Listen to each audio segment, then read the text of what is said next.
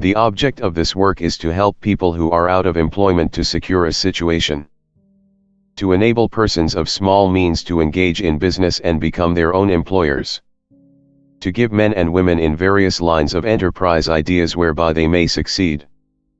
And to suggest new roads to fortune by the employment of capital. The author has been moved to the undertaking by the reflection that there exists nowhere a book of similar character. There have indeed been published a multitude of books which profess to tell men how to succeed. But they all consist of merely professional counsel expressed in general terms. We are told that the secrets of success are industry and accuracy. The grasping of every opportunity. Being wide awake. Getting up early and sitting up late. And other cheap sayings quite as well known to the taker as to the giver.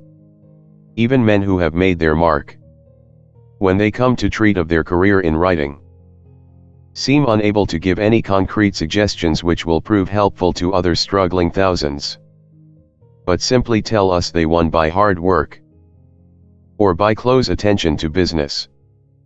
The author of this book has gone to work on a totally different plan. I have patiently collected the facts in the rise of men to wealth and power, have collated the instances and instruments of fortune, and from these have sifted out the real secrets of success. When, as in a few cases, the worn-out proverbs and principles are 12 quoted, these are immediately reinforced by individual examples of persons who attributed their advancement to the following of these rules. But, in general, the suggestions are new, and in very many cases plans and lines of work are proposed by the author which are entirely original, and so far as he knows, absolutely untried. Hence, the work becomes of incomparable value to businessmen who are constantly seeking new means to interest the public and to dispose of their goods. Of course, the vast field of action treated of in this work lies beyond the experience of any one man. But the author has talked with businessmen in every walk in life and gleaned from them the essential facts in their career. In many instances these facts are not the things they have done, but the things they would do if they could begin again, thus giving the reader the benefit both of their success and failure, as a book offering opportunities to the ambitious, presenting openings to those seeking a wider scope for their faculties, affording stimulation to persons of sluggish blood, and giving away trade and business secrets never before divulged. The author feels confident that the little work stands unrivaled, and as such he modestly offers it to the public for its approval. 13. 1000 Ways to Make Money. Chapter I. How to Get a Place. You can get it. Positions yawning for young men. Any young man may become rich. Men who began at the bottom and reached the top. How a T. Stewart got his start. John Jacob Astor. Secret of Success. How Stephen Gerrard Strayman made a fortune. $100,000 for being polite. How one man's error made another man's fortune. Secret of the Bon March in Paris. How Edison succeeded. A sure way to rise. How a young man got his salary increased. $2,000. A sharp Yankee peddler. Young men are often discouraged because the desirable places all seem to be filled. But remember, there is always room for the right man, says a New York millionaire. I hold that any young man, possessing a good constitution and a fair degree of intelligence, may become rich, says another businessman. I have made a personal canvass of a dozen of the largest business houses in 5 different commercial and professional lines to see to what extent there exist openings for young men. In only 2 of the houses approached were the heads of the firms satisfied the positions of trust in those houses were filled by capable men. And in each of these 2 houses I was told that, of course, if the right sort of a young man came along who could tell us something about our business we did not already know, we should not let him slip through our fingers. Positions can always be created. In 4 of the houses, positions had been open for 6 months or more, and the 14 sharpest kind of a lookout kept for possible occupants. These positions commanded salaries all the way from $2,000 to $5,000 a year. In the publishing business, I know of no less than 6 positions actually yawning for the men to come and fill them, not clerical positions, but positions of executive authority. Young men are desired in these places because of their progressive ideas and capacity to endure work. Another prominent man who interviewed the heads of several large firms writes in a recent periodical as follows: "It is not with these firms a question of salary. It is a question of securing the highest skill with the most perfect reliability. This being secured, almost any salary to be named will be cheerfully paid." A characteristic of the business world today is that its institutions, empires in themselves, have grown to be too large for the handling of ordinary men. These institutions are multiplying in excess of the number of men whose business skill is broad and large enough to direct and command them. Hence, the really commanding business brain is at an immense premium in the market. A salary of $50,000 a year as president of a railroad or manufacturing company at first sight seems exorbitant. But the payment of such a salary usually means pure business. The right or the wrong man at the head of a great business interest means the making or the unmaking of fortunes for the stockholders. Only a single glance at the industrial world is needed to show that here is room for the advent of genius of the first order. This world, seething like a cauldron, is boiling to the brim with questions of the most vexing and menacing kind. Look at the men who reached the top of fortune's ladder, and see under what discouraging circumstances they began. James Fisk, called the Prince of the Erie, 15 rose to that position from a ragged newsboy. Stephen Girard began on nothing, and became the greatest millionaire of his time. Young men, would you scorn to row a boat for a living? Cornelius Vanderbilt plied a boat between Staten Island and New York. Would you tramp the country as a surveyor for a map? Jay Gould began in that way, and 40 years later satisfied certain doubters of his financial standing by showing them certificates of stocks worth $80,000.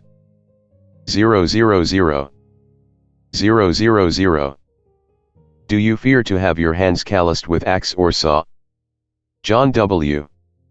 McKay, who acquired a fortune of $20,000.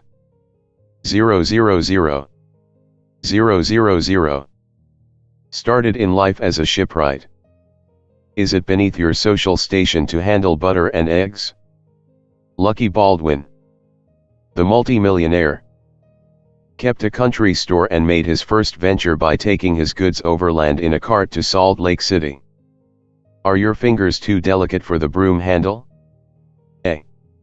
T. Stewart began his business career by sweeping out the store. Do you abhor vile odors? Peter Cooper made $6,000 in the glue business. Tens of thousands are looking for a place. Most of them have had places, but could not keep them. If you follow all the rules below, having obtained a place, you will never need to seek one again. The place will seek you. Employers are in search of the qualities herein to be considered, and they are willing to pay liberally for them. They are qualities that come high everywhere. If you possess them, you can in a short time command your own price. But do not scorn to take the humblest place. Merit, like murder, will out. Be sure you have the winning cards and wait. 1. The secret of work. Men will employ you if you mean business. When you find men working, work with them. Lend a hand. Every employer 16 would rather employ a busy man than an idle man. When he sees you working, he will watch you. If he likes you, he will make you an offer. A glazier, being refused work at a place where a church was being erected, put down his kit of tools, picked up the broken pieces of glass which the workman had thrown away, and, laboring just as if he had been hired to work, fashioned the finest church window in the world, and became rich and famous. 2. Nature's furrow. Plow in nature's furrow. In general, a man is fitted for the thing he likes. Do that which you can do best. What you want to do you are called to do. And what you are called to do you can do. Darwin says that the fittest survive because they have a slight advantage over those which do not survive. Your liking for an occupation is the advantage you have over those who do not like it. Follow the hint. Whether it be to publish a paper or peg shoes. A leading merchant in New York found his calling through having loaned money to a friend. He had to take his friend's store to secure his money, and thus learned his gift for merchandise. The man was a T. Steward. 3. General details. The best general is general details. In business life, no matter is small enough to be despised. To master an infinite number of small things is to prepare yourself to master great things. When your employers see that you have everything at your fingers' ends, they will entrust you with larger interests. And greater responsibility means greater pay. John Jacob Astor knew the minutest point about every part of his great business. That was the secret of his success. 17. 4. The prismatic brain. Be many-sided, but transparent. Tell your employer where you have failed. Do not try to cover up a fault. Be absolutely honest. You may get along for a time on shady lines, but such success is only gained at the expense of ultimate loss. It is absolutely essential that your employer should have the utmost confidence in your integrity. Try by every means to gain that confidence. Court examination. Invite inspection. Remember that his profound belief in you when out of business hours as well as in is your surest stepping stone to promotion. Character is power.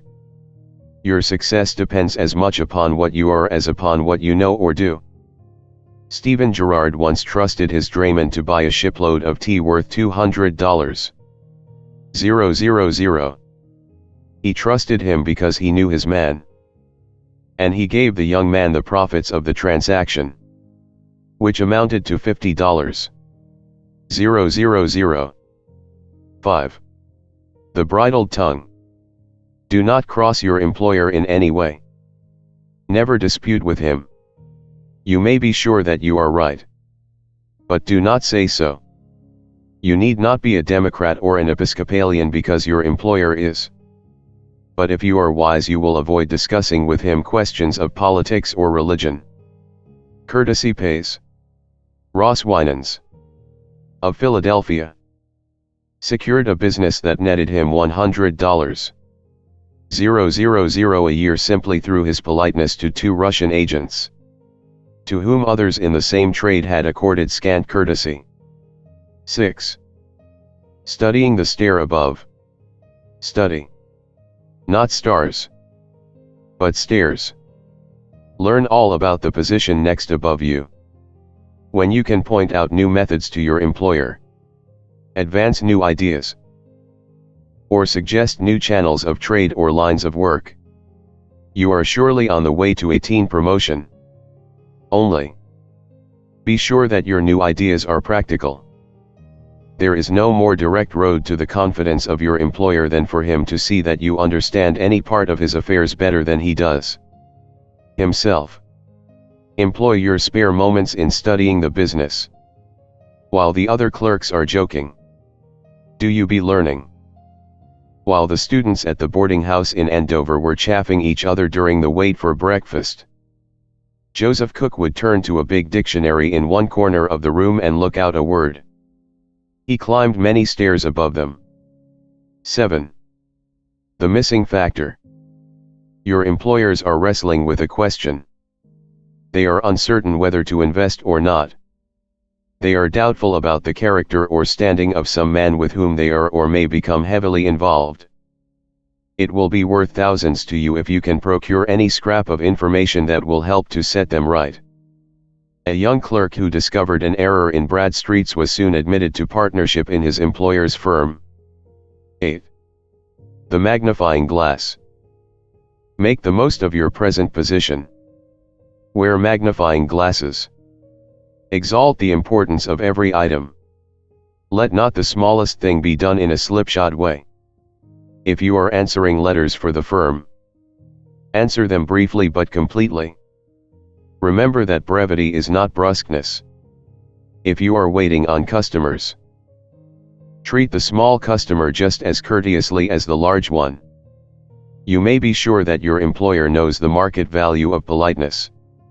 In the Bon Marche in Paris, the employers determined that something must be done more than was done in other stores so that every visitor would remember the place with pleasure and come again. The result 19 was the most exquisite politeness ever seen in a mercantile establishment, and it has developed the largest business of its kind in the world. 9. The Microscopic Eye. The microscope shows 100 things the naked eye cannot see. Endeavor to see what others fail to see: new possibilities of sales, new means of profit, new methods of doing things. It was by steadily looking at a thing until he saw what was not apparent to the superficial view that Thomas Edison became the greatest electrician of the world. 10. Scoring a point when off duty. Do something for your employer when you are out of the shop or store. You may be sure that he will appreciate it. It is a fallacy that he has no claim on you when off duty. Do not give him the idea that you have no interest in the business except to get your salary, and no time to spare him except what you are paid for. Do not watch the clock. Do not filch a few moments at the beginning or end of the day's work. And do not ask leave of absence except when absolutely necessary. Do overwork and unpaid for work. And when you see a point in favor of your firm, fasten to it. Become essential to the place, and you will rise in the place. I can't spare you, said the publisher of a New York magazine to his advertising agent when another publisher offered him an increase of $1,000. Let's see, you are getting $5. Now. I'll make it $7. 11. The study of men. This is the very key to success. The proper study of mankind is man. The greatest college on earth is the business world. The man who can sell the most goods is the one who knows the weaknesses of human nature, and how to avail himself 20 of them. Your best diploma is a big bill of sale. Sell something to everybody what the customer wants if you have it. If not, what he doesn't want. But at any rate, sell him something. It is related of a Yankee book peddler that he sold 3 copies of the same book to a family in one day, to the husband in the store, to the wife who was calling at a neighbor's, and to the daughter at home. And not one of the family wanted the book. Following the above lines, and adding thereto good health and steady habits, you cannot fail to be promoted and to rise to the highest position of responsibility, if not even to actual partnership in the firm. These are the qualities that proprietors are yearning for, nay, actually groaning for, but which are hard to find in the average man. Employers are keeping the sharpest kind of a watch for the right man. It is stated on the best of authority that there are 1,000 business firms in New York and vicinity, each having one or more $5,000 positions awaiting the men who can fill them. If you have the right qualities or will acquire them, at least 1,000 great firms want your services. And posts of responsibility with almost unlimited salary await your hand or brain. 21. Chapter 2. Starting in business. Why men fail. Luck on the side of pluck, marking the day's profits before they begin. No diamond like the eye, the man who takes his bank to bed with him. The two hands of fortune. Many men fail because they undertake a business without considering whether there is room for it. Others because they do not thoroughly establish themselves in the place, making no effort to get a constituency. And yet others because they do not keep the goods that are in demand, or do not renew the stock sufficiently quick, or do not present their goods in an attractive way. Such causes of success or failure as are in the line of this work will now be considered. Here are the rules of an old merchant which he would take for his guidance were he to start anew in business. 12. The minimum basis. Enumerate the entire number of heads of families in the town, village, ward, or neighborhood where you purpose to begin business. Figure out the number of such persons you will require as a minimum basis in order to get on, that is, how many persons or families, spending each on an average a certain amount per day or week at your place of business, you will require in order to make a living. Do not go blindly into your work, trusting to luck. Luck is always on the side of pluck and tact. Determine what percent of the people's patronage is absolutely essential. 22 to your success. The first step is to ascertain if such percent is likely to come to you. 13. The house-to-house canvas. Make a personal canvas from house to house. Do not trust the work to your friend, relative, or clerk. Nobody can help you so much as you can help yourself. Nobody has your interests so much at heart as you have.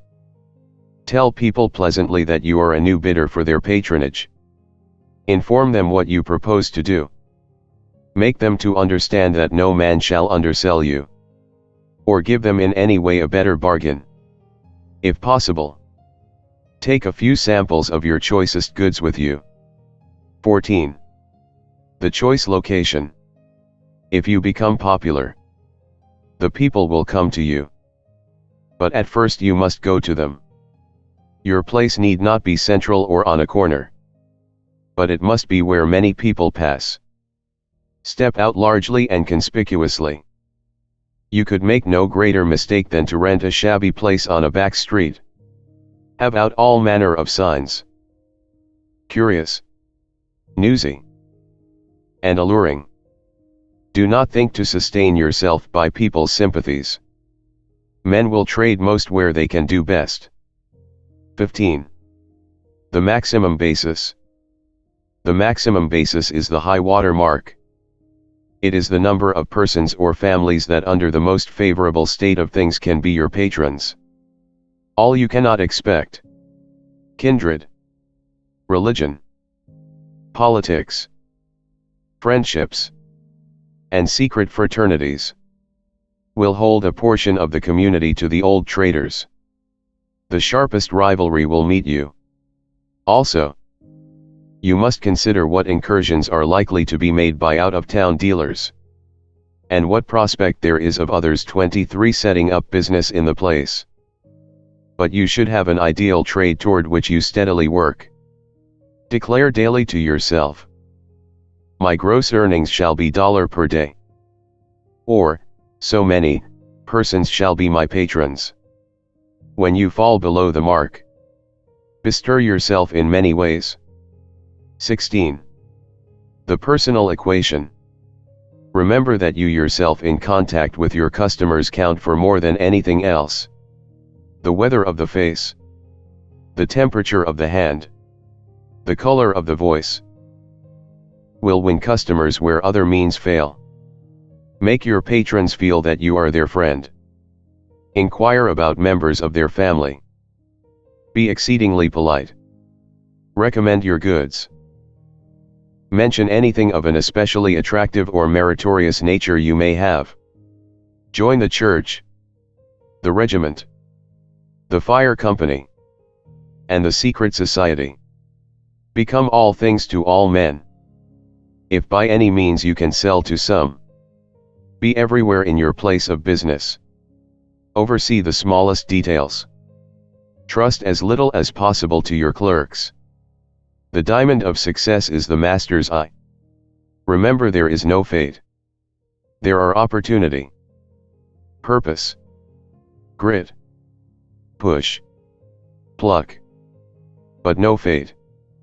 If you fail, do not lay the blame upon circumstances, but upon yourself. Enthusiasm moves stones.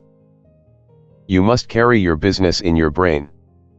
A bank never gets to be very successful, says a noted financier, until it gets a president who takes it to bed with him. There was an angel in Michelangelo's muddy stone, and there is a fortune in your humdrum store. Hard work and close thought are the hands that carve it out. 24. Chapter 3. Money in Trade. What kind of advertisements pay? Don't fail to see the Blizzard Saturday Night, the keynote of a $20,000 sale selling goods by the mile. Watches for bait. How to get 5-year customers. Trade with me and get a house and lot. Why trade at push and plucks? Bargains in buttons often means high prices in broadcloth. Thousands fail in business every year when an idea put into practical operation would have tided them over the trouble and opened the road to it. Competence. This chapter will tell you how to succeed. No man with common ability and industry who puts the half or even the quarter of these ideas into practice can possibly fail. The great thing is to make people buy your goods. But to induce them to purchase, you must first of all call attention to what you have to sell. Here are a few of the ways in which this is to be done. The following methods will fairly compel the people to trade with you. But you must bear in mind that as soon as the influence of one device begins to flag, it must be immediately succeeded by another. 17. The Interlined Advertisement. Advertisements are not read unless persons are looking for something in that line. This is because they are all placed by themselves. Your bid for patronage must be put in the midst of the reading matter if it is to attract general attention. Many publishers will not do this. But your chief and only point in appearing in the paper is to have 25-year advertisement read. And it pays better to insert it in a journal with 5,000 readers who will all see it than in one having 100,000 subscribers, hardly 100 of whom will glance at the advertisement. You can afford to pay handsomely if the publisher will give you a line of black-face type to 8 or 10 lines of news. 18. The Picturesque Name. Have a name for your store such as will easily fit everybody's mouth.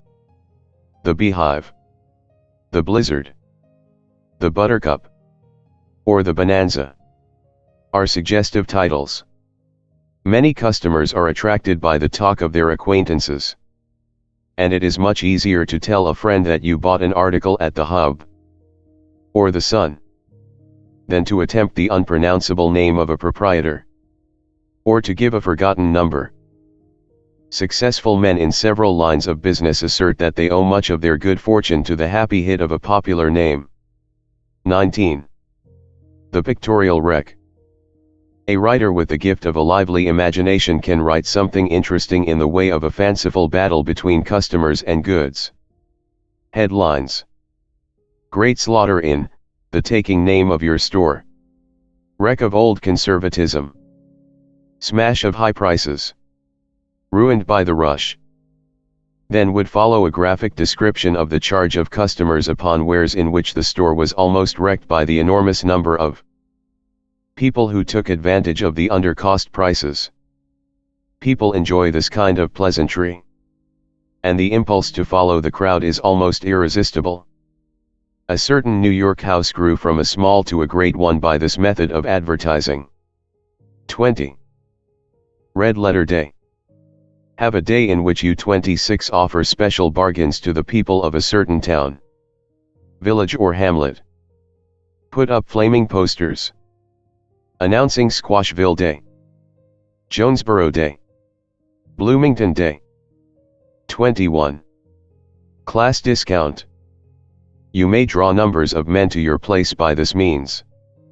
Secret fraternities, workingmen's orders, church societies, wheelmen's leagues will be attracted to you if they know you specially favor them. Fortunes have been made by close attention to these great organizations. 22. The Honest Flaw. Strictly instruct your clerks to tell your customers the precise nature of every article. If the quality is inferior, make them to understand exactly what they are getting for their money. And if there be a flaw, let them be careful to point it out. By such means thousands of people who cannot trust their own judgment in these matters will be attracted to a place where they are certain to be treated fairly. A. T. Stewart, who began business in a modest store, and who, in the latter part of his life, sold $20,000 worth of goods every year, declared that this plan was the keynote of his success. 23. The Premium Clerk. You need clerks who can induce acquaintances to visit your store, cajole visitors into customers, and coax customers to become larger buyers. If you have a number of clerks and your business will admit of it, offer a monthly premium to the one who brings into the store the largest number of new buyers or into the cash drawer the heaviest receipts. There are certain kinds of business where this plan will work, and will be provocative of such competition as greatly to increase trade. 27. 24. The railroad mileage. Arrange, if possible, with some railroad company to issue mileage tickets as premiums to those who will trade with you. At 2 cents a mile you could afford to give 2 miles of travel for every $1 worth of goods. At that rate $500 worth of goods would buy a $20 mileage ticket. 25. The dial dollars. How many figures on the dial of your watch? 28. Counting the number 6, which is generally either omitted or only partly indicated. Fix a big dial 2 feet or more in diameter in some prominent part of your store, and announce that when a customer has traded an amount equal to the total figures on the dial you will present him with a watch. Of course, the timepiece would be a very cheap one, but many a parent will trade with you for the sake of getting a watch for his child. 26. First customer package. In some periods of the day you will have more custom than you can well attend to, while at other times you will have nothing to do. The following plan will perhaps help to equalize trade, and also give you additional buyers.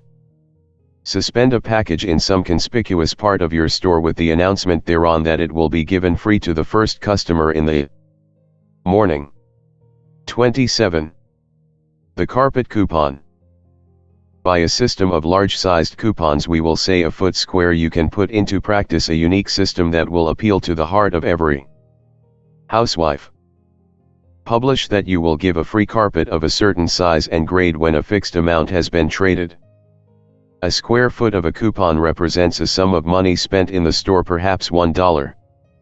Every woman by measuring her room can 28 learn how many dollars worth of goods she must buy before she can have a free carpet. 28.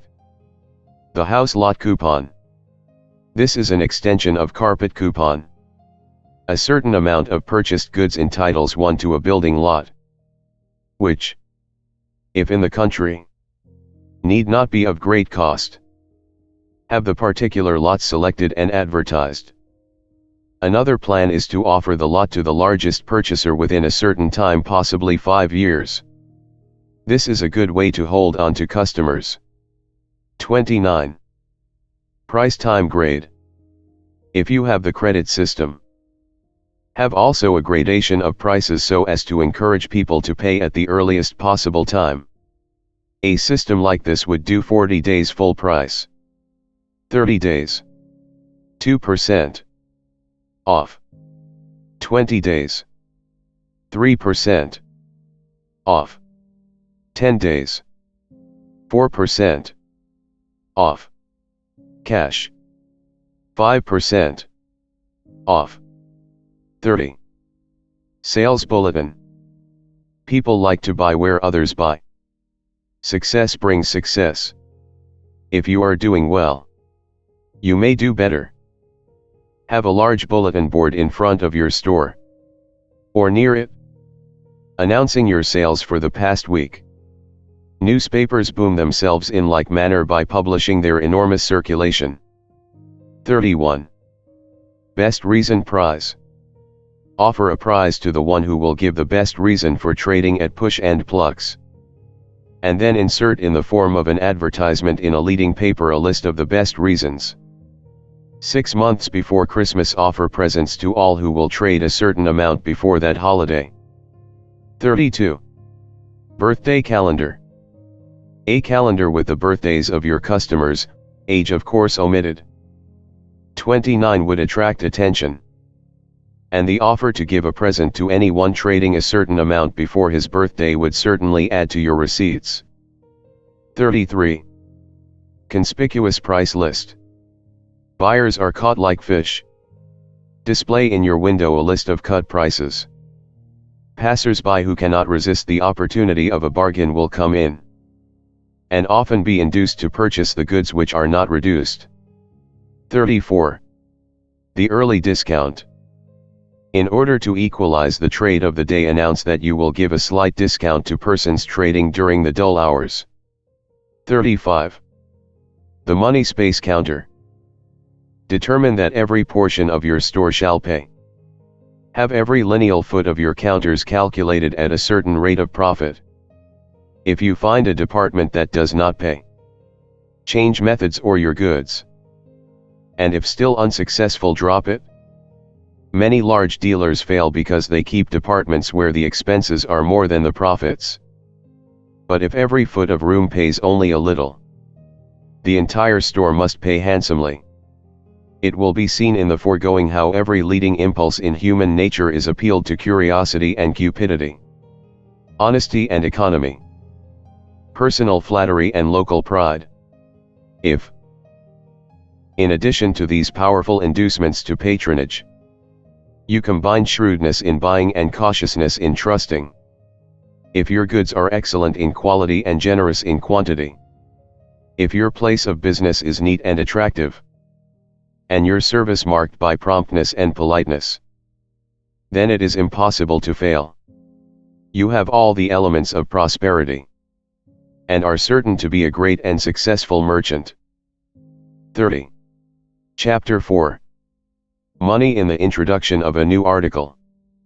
Success of the imitation cigar. The dealer's seeds of gold are Black Barnum's belief in humbugs, tricks for trade, politics for the men, novels for the women, how the Remington typewriter was boomed, a businessman's experience in advertising. New articles in all lines of trade are constantly appearing. Inventors of mechanical appliances, authors of books, proprietors of patent medicines, introducers of something novel in groceries, and promoters of new departures in dry and fancy goods, are all anxious to have the public take their products and pay them in cash. The problem is how to introduce the article. However meritorious it may be, it is useless unless the people find it out. The following are believed to be unique methods of advertising. 36. The puzzle. Buy some patented puzzle which can be manufactured cheap and scattered broadcast over the land. There is no better way to advertise. If men do not solve the puzzle, they will remember what is stamped on it. The Get Off the Earth Chinese puzzle enormously advertised its purchasers. 37. The toy imitation. Wooden nutmegs and shoe peg oats have duly advertised the shrewd ways of the people of Connecticut.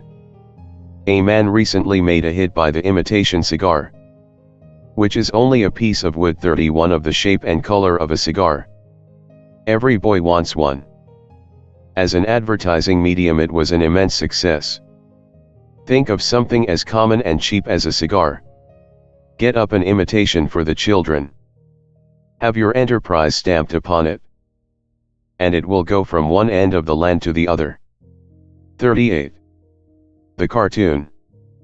A caricature of some political person or situation is always taking it off some social craze, or give a witty representation of some matter of passing interest. Drops of ink in this way are seeds of gold, and the harvest will be golden. 39. The conjurer. This is a good way to advertise when the article is a cheap affair which can be shown in the street. There are few things so attractive to the masses as the tricks of the sleight of hand performer. Mr. P. T. Barnum uttered at least an half-truth when he said the people like to be humbugged. For a few dollars you can get an equipment, and in a few days' practice you can acquire enough of the art for your purpose. You can draw a crowd wherever there are people. When you have performed a few tricks, your climax should be a shrewd advertisement which can be worked into the last performance. 40. The striking figure. If your goods are on sale in some prominent store, this device is sure to draw attention. Make a figure of some animal or vegetable or other form. If your article will lend itself to such a work, the figure could be some prominent man, or represent an historic scene, or illustrate some popular movement. A dealer in confectionery had in his window a bicycle made all of candy. 32. 41. The advertising story. Offer a prize to the one who will write the best story about the merits of your article. The latter must be brought deftly into the story, and the award should be based upon the merits of the literary production and the skill in the use of the advertisement. Every competitor should be required to buy a small number of the articles, and the story should be published. 42. The word builder. Another prize might be offered to the one who could compose the greatest number of words from the name of your article or invention. The name ought to include at least a dozen letters, and there should be a set of rules for building words. Every contestant must buy your invention from whose title he is to build words.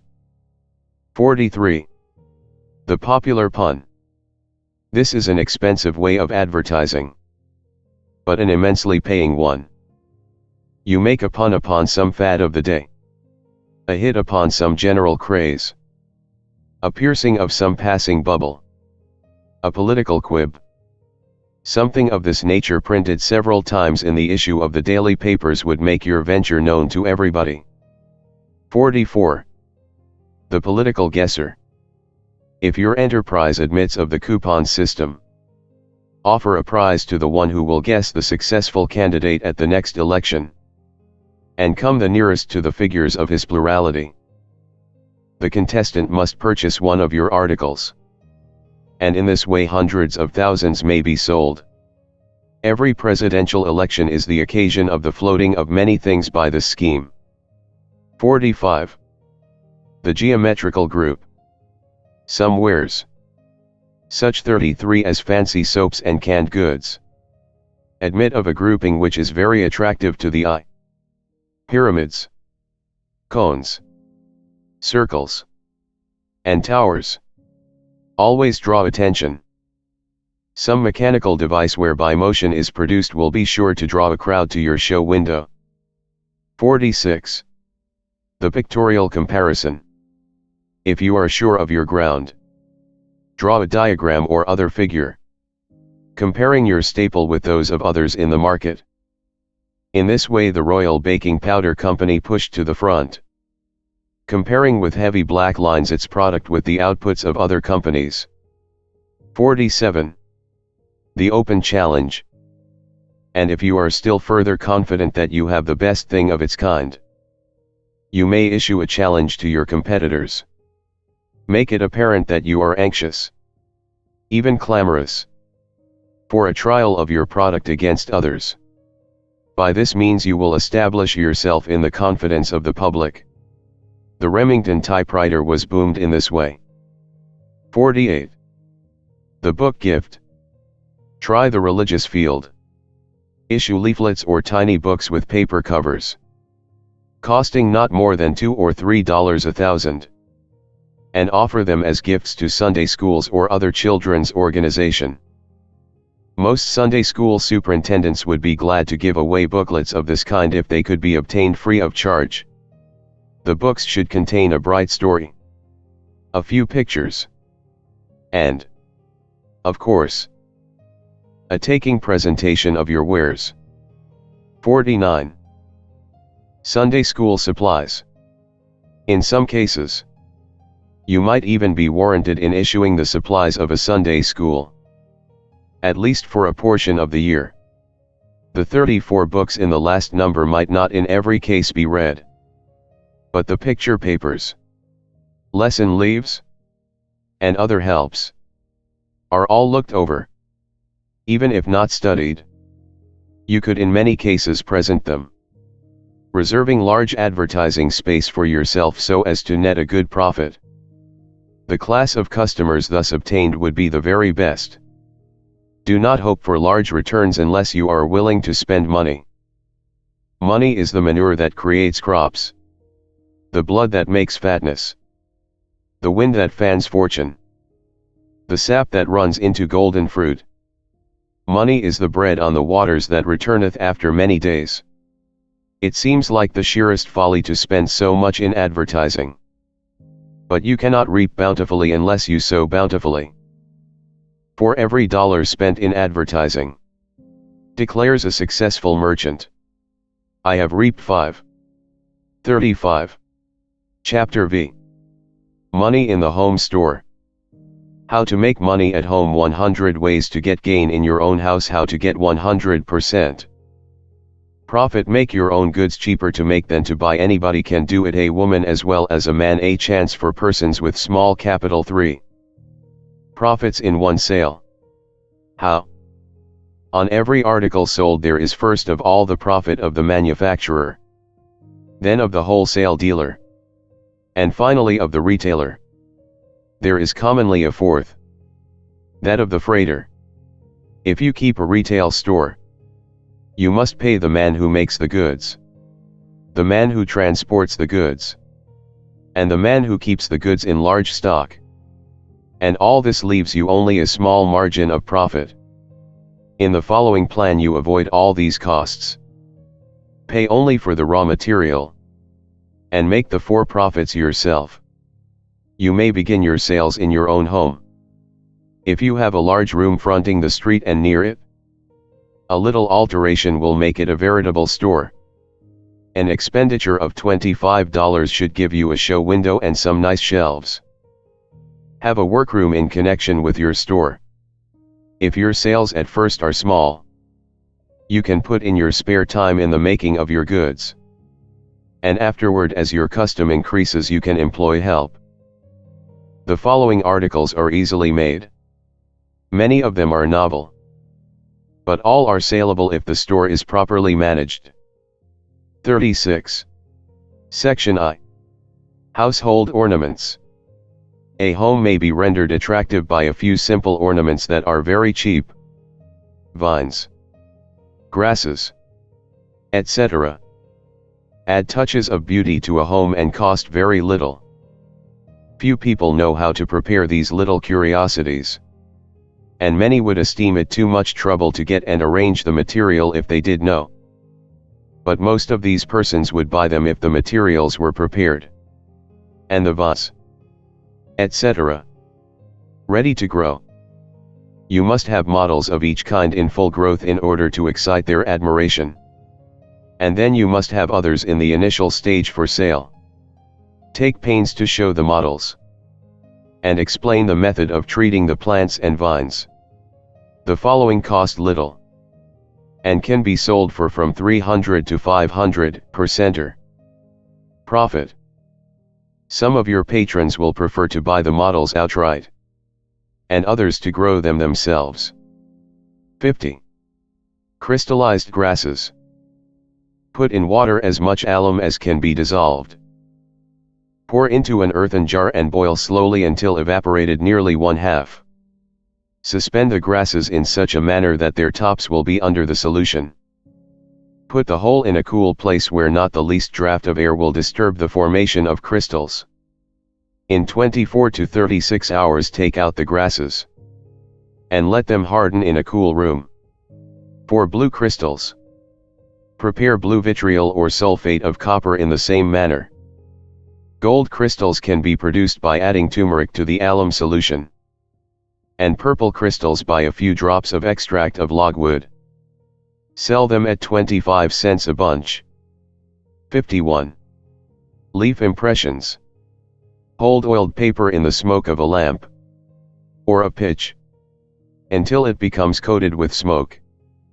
Then take a perfect leaf, having a pretty 37 outline, and after warming it between the hands, lay the leaf upon the smoke side of the paper, with the underside down. Press it evenly upon the paper so that every part may come in contact. Go over it lightly with a rolling pin. Then remove the leaf with care to a piece of white paper, and use the rolling pin again. You will then have a beautiful impression of the delicate veins and outline of the leaf. A sheet containing a dozen such leaves should bring you 25 cents. If arranged in a pretty white album, with a different kind of leaf for every page, the selling price should not be less than $1. 52. Vine and trellis. Put a sweet potato in a tumbler of water, or any similar glass vessel. Let the lower end of the tuber be about 2 inches from the bottom of the vessel. Keep on the mantel shelf, and sun it for an hour or two each day. Soon the eyes of the potato will throw up a pretty vine. Now with some small sticks or coarse splints construct a tiny trellis, which, if placed in the window, will soon find a customer. 53. The suspended acorn. Suspend an acorn by a piece of thread within half an inch of the surface of some water contained in a vase, tumbler or saucer, and allow it to remain undisturbed for several weeks. It will soon burst open, and small roots will seek the water. A straight and tapering stem, with beautiful, glossy green leaves, will shoot upward, and present a very pleasing appearance. Supply water of the same warmth once a month, and add bits of charcoal to keep it from souring. If the leaves turn yellow, put a drop of ammonia into the water, and it will renew their luxuriance. 38. 54. Moss and cone. Take a saucer and fill it with fresh green moss. Place in the center a large pine cone. Having first wet it thoroughly, then sprinkle it with grass seed. The moisture will close the cone partially, and in a day or two tiny grass spears will appear in the interstices, and in a week you will have a perfect cone covered with graceful verdure. The advantage of this, as well as of the other pretty things in this section, is that they are fresh and green in the midst of winter, and people are attracted to the slice of spring in your window when the outside world is mantled with snow. 55. The Tumbler of Peas. Take a common tumbler or fruit can and fill it nearly full of soft water. Tie a bit of coarse lace or cheese sacking over it, and covering it with a layer of peas. Press down into the water. In a few days the peas will sprout, the little thread-like roots going down through the lace into the water, while the vines can be trained upon a pretty little frame. 56. The Hanging Turnip. Take a large turnip and scrape out the inside, leaving a thick wall all around. Fill the cavity with earth, and plant in it some clinging vine or morning glory. Suspend the turnip with cords, and in a little time the vines will twine around the strings, and the turnip, sprouting from below, will put forth leaves and stems that will turn upward and gracefully curl around the base. 57. Bleached leaves. Mix 1 dram chloride of lime with 1 pint of water, and add sufficient acetic acid to liberate the chlorine. Steep the leaves about 10 minutes, or until they are whitened. Remove them on a piece of paper and wash them in clean water. 39. They are now ready for sale. And all you need do is to arrange a dozen of them on a sheet of black paper, or in a dark colored album, and expose them in your show window. 58. The artificial plant. Take the glossy silk stuff known as taffeta. Dye the piece the proper green color before cutting. After it is dried, prepare with gum arabic on one side to represent the glossy surface of the leaves, and with starch on the other to give the velvety appearance of the underside. Use a fine goffering tool to make the veins and indentations. Glue the leaves to the stem, and place to advantage in your store window, where, if you have been skillful, they can hardly be distinguished from the leaves of a growing plant. If you are moderately successful, procure a book about household ornaments and artificial plants, and you will learn to make many more designs. We have selected these because they are the cheapest and most easily made. All the above, except the albums, should sell for 25 cents. Remember that a great deal depends upon your taste in arranging, your manner of explaining, and your adroitness in recommending. You must be so in love with your plants as to be enthusiastic. In general, a lady succeeds in this work better than a gentleman. Section 2. Tea dishes. At almost no cost, you find yourself established in the midst of dozens of clinging vines and pretty plants. Now for the next step. Have a few appetizing tea dishes in your window. Put out a sign telling people that you will have every night certain fine and fresh table delicacies on sale. The effect of dainty dishes in 40 close proximity to graceful vines is exceedingly tempting to the appetite. 59. Delicious ham. If very neat, you can sell to many families cold boiled ham for supper or lunch. Put the ham in cold water, and simmer gently 5 hours. Set the kettle aside, and when nearly cold draw off the skin of the ham and cover with cracker crumbs and about 3 tablespoonfuls of sugar. Place in the oven in a baking pan for 30 or 40 minutes. When cold, slice thin and lay temptingly on large white plates. Cost of a ham weighing 10 pounds. $1.20. Sales at 30 cents a pound. $3.00. Deduct for shrinkage in boiling and waste in trimming 1 1/2 pounds. 45 cents. Profits. $1.35. 60. Choice tongue. If successful with ham, you can try a little tongue. Soak overnight and cook for 4 or 5 hours. Throw into cold water and peel off the skin. Cut evenly and arrange attractively on plates, garnishing with sprigs of parsley. Cooked meats should be placed in the show window under transparent gauze. In hot weather, a cake of ice beneath will greatly tempt the appetite of the passerby. 61. Artificial honey. Where honey is high priced, make the following: 5 pounds white sugar, 2 pounds water. Gradually bring to a boil, and skim well. When cool, add 1 pound bees honey and 4 drops of peppermint. There is a large profit in this where the customer is not particular about the quality. But if a better article is desired, add less water and more real honey.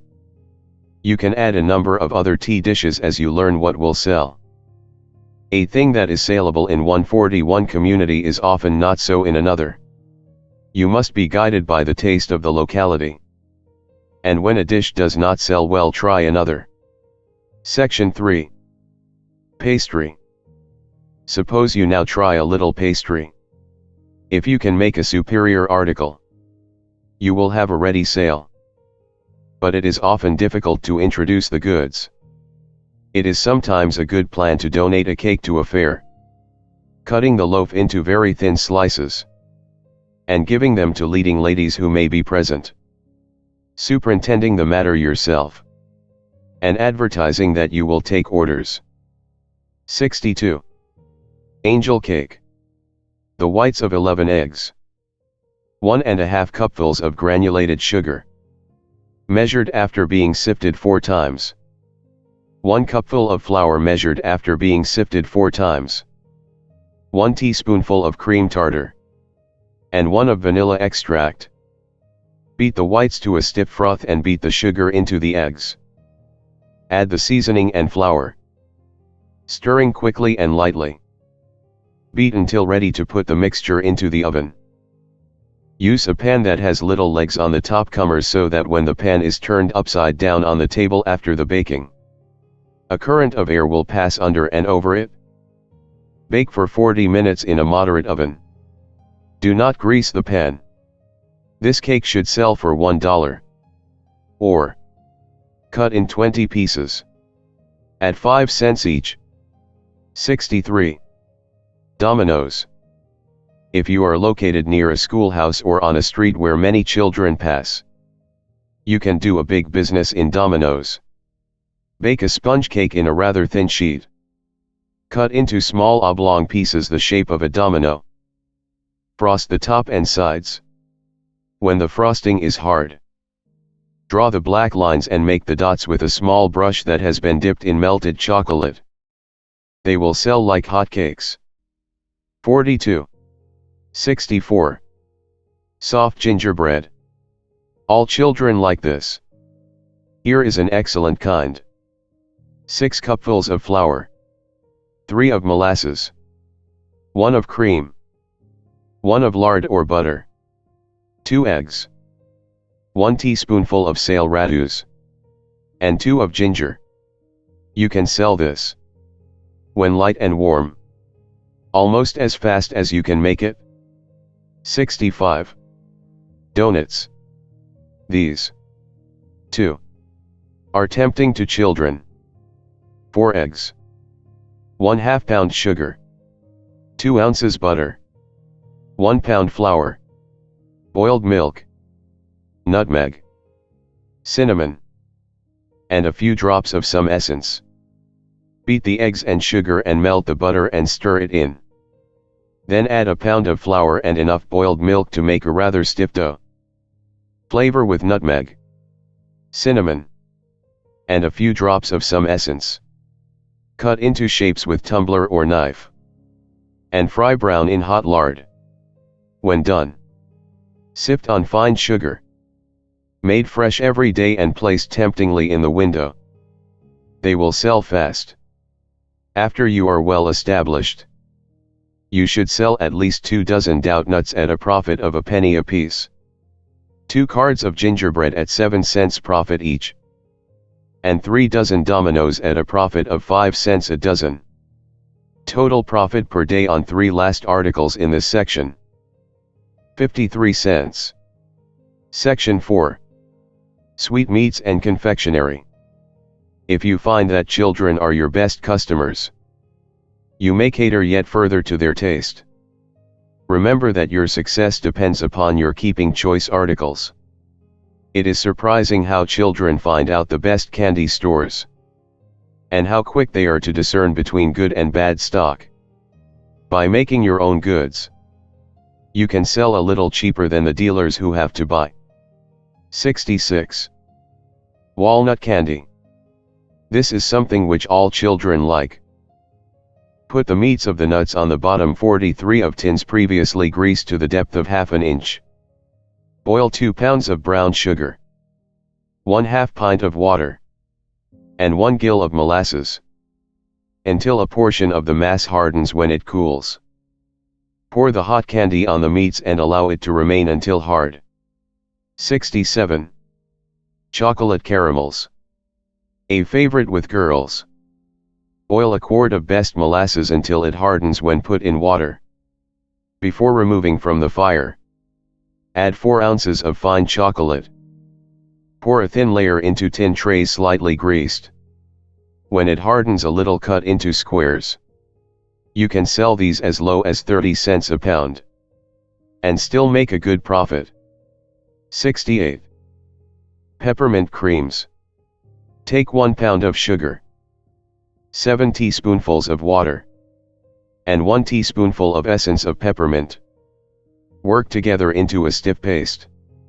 Roll, cut, and stamp with a little wooden stamp such as are bought for individual butter pats. 69. Molasses Candy, white. All children want molasses candy. 2 pounds of white sugar, 1 pint of sugar house syrup, and 1 pint of best molasses. Boil together until the mass hardens when dropped in cold water. And work in the usual manner.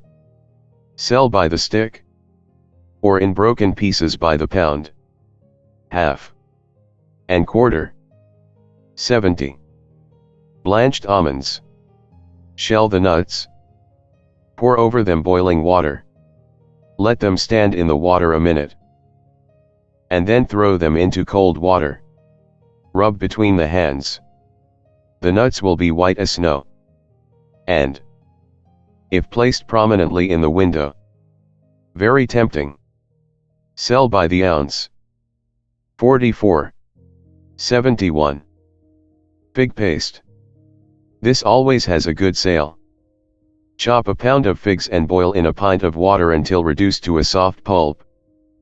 Strain through a fine sieve. Add 3 pounds of sugar. And evaporate over boiling water until the paste becomes quite stiff. Form the paste into a square mass. And divide in small pieces with a thin-bladed knife. Roll the pieces in fine sugar. And pack in little wooden boxes. 72. Fig layer candy.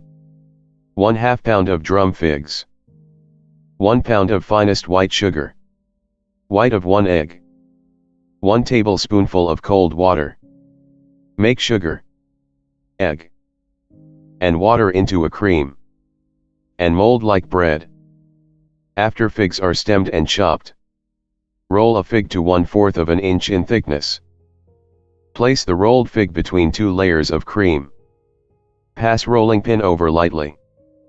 And cut into squares of any desired size. Delicious, if well made, and always saleable. It is astonishing what vast sums accumulate from the children's pennies spent for candy and sweetmeats. Many cases could be given of persons who have kept small stores, and been supported solely by the little streams of coppers and nickels. Get the children's confidence. Learn their names. Always have a bright, kind word for them. And bait your hook occasionally with little gifts of sweets. They will flock to you like bees to a flower garden. Section 5. Preserves, pickles, and jellies. We put these sweets and sours into one group because they sell best when in proximity. Almost everything depends upon the way they are put up. If the fruit shows artistically through the glass jars, or the pickles are put up attractively in cute little bottles with fresh painted labels, he must be a stoic indeed who can pass 45-year show window without a coveting glance. Here are a few of the most popular things in this line. 73. Orange marmalade. Take equal weights of sour oranges and sugar. Grate the yellow rind from 1/4 of the oranges. Cut all the fruit in halves. Pick out the pulp and free it of seeds. Drain off the juice and put it on to boil with the sugar. When it comes to a boil, skim it, and let it simmer for about 15 minutes. Then put in the pulp and grated rind, and boil 15 minutes longer. Put away in jelly tumblers. Sell large glasses for 25 cents. Small, for 15. 74. Brandied peach. The Morris whites are the best. Take off the skins with boiling water. To each pound of fruit allow 1 pound of sugar, and a 1/2 pint of water to 3 pounds of sugar.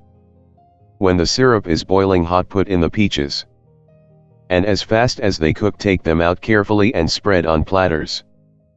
When cool, put them in jars and fill up these with syrup. using 1/2 syrup and 1/2 pale brandy. This is a very choice brand, and will only pay you where you have customers who are not sparing of their money. 75. Ox Heart Cherry. Of showy fruits, none can excel this. To each pound of cherries, allow 1/3 of a pound of sugar. Put the sugar in the kettle with 1/2 pint of water to 3 pounds of sugar. Stir it until it is dissolved. When boiling, add the cherries, and cook 3 minutes. Put up in jars that can be sold for from 25 to 50 cents. 76. Pound pear. They hardly weigh a pound apiece, but they look as if they do with their great white 46 bulks pressed up against the sides of the transparent glass. Take the largest kind, Bartlett, Seckel, or any that have a delicious flavor. Pare the fruit, cut in halves, and throw in cold water. Use 1 pound of sugar for 3 of fruit, and 1 quart of water for 3 pounds of sugar. When the syrup is boiling, take the pears from the water and drop into the syrup. Cook until they can be pierced easily with a silver fork. Fill the jars with fruit, and fill up to the brim with syrup, using a small strainer in the funnel, in order that the syrup may look clear. Sell good-sized jars for 50 cents. 77. Grape Jelly. Jellies in little tumblers take up small room, and they can be grouped in artistic shapes. Here is a good grape. Mash fruit in a kettle. Put over the fire, and cook until thoroughly done. Drain through a sieve, but do not press through. To each pint of juice, allow 1 pound of sugar. Boil rapidly for 5 minutes. Add the sugar, and boil rapidly 3 minutes more. 78.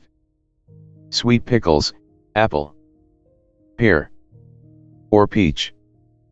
For 6 pounds of fruit, use 3 of sugar, 5 dozen cloves and a pint of vinegar. Into each apple, pear, or peach, stick 2 cloves. Have the syrup hot, and cook until tender. Put up in attractive little jars with colored labels. Jars should sell for 25 cents. 79. Chow chow. Here is a very taking kind. Take large red peppers. Remove the contents, and fill them with chopped pickles. The red of the peppers against the white of the glass gives a very pretty appearance. Small bottles that can be sold cheap will be the most popular. 47. 80. Pickled walnuts. Pick out the nuts as nearly whole as possible, and steep in strong brine for a week. Then bottle. Add spice, and fill with vinegar boiling hot. Put up in very small jars. Have a jar from which to give samples if the dish is not common in the place. There are a vast number of other fruits, vegetables, and nuts, which you can use as custom shall demand. If you grow your own fruit and do your own work, the result is nearly all profit. If you have to buy the fruit, the selling price should be such as to give 1/3 profit. This is the percent which all manufacturers expect. Section 6. Toilet articles. These have a perennial sale. They are not confined to any season or age. Most of them, especially the French makes, come high, but they are composed of a few simple ingredients, and can be made by any person of ordinary skill. Here are a few of the best-selling. 81. Rose oil. Heat dried rose leaves in an earthenware pipkin, the leaves being covered with olive oil, and keep hot for several hours. The oil will extract both odor and color. Strain, and put in little cut glass bottles. 82. Cologne water. Take 1 pint of alcohol, 12 drops each of bergamot. Lemon. Narrowly. 60 drops of lavender. 60 drops of bergamot. 60 drops of essence of lemon.